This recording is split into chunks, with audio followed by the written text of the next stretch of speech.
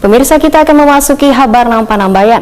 Menteri Agama Republik Indonesia menerbitkan surat edaran nomor 5 tahun 2022 pada 18 Februari 2022 terkait penggunaan pengeras suara di masjid wan musola.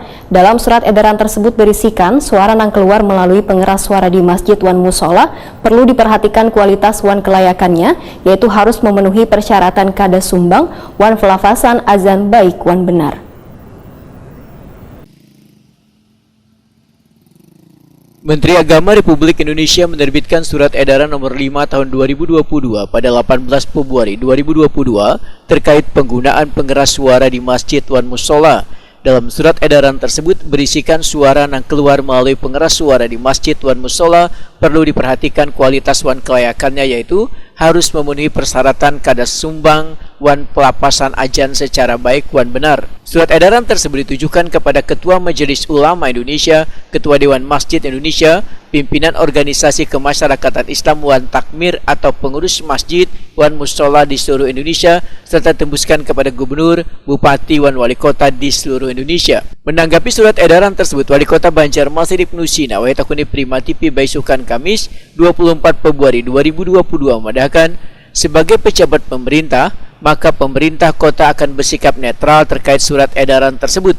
Ibnu Sina mengaku kada bisa berkomentar banyak terkait surat edaran yang disampaikan oleh Menteri Agama karena kebijakan ini akan mendapat tanggapan yang berbeda-beda. Namun melihat dari kearifan lokal di Banjarmasin sebagai kota religius dengan berbagai kegiatan keagamaan yang sudah menjadi tradisi rutin bagi warga umat muslim di kota Seribu Sungai, maka pengeras suara luar ketika azan merupakan sebagai pertanda waktunya untuk menjalankan ibadah kepada Allah Subhanahu wa taala.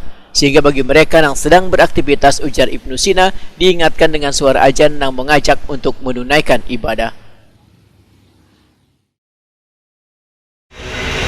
Selama ini kalau diatur kan sebetulnya hanya berupa himbauan aja. Dulu kan pernah juga dari kepala daerah itu rata-rata ada mengeluarkan edaran untuk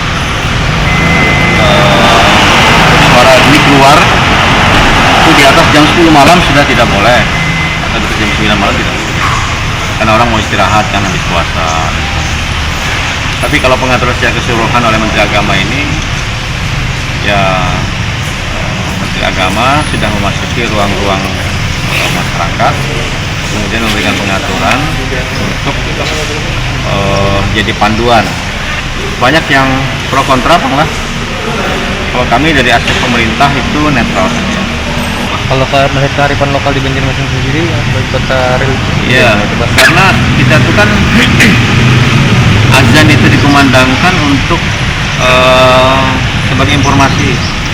Walaupun kita tahu jadwal azan, kadang-kadang kita beraktivitas begitu dengan suara azan baru. Apalagi kalau di mayoritas penduduk muslim ataupun juga seperti di Banjarmasin, kira-kira ada masalah. Ini keluar itu lah.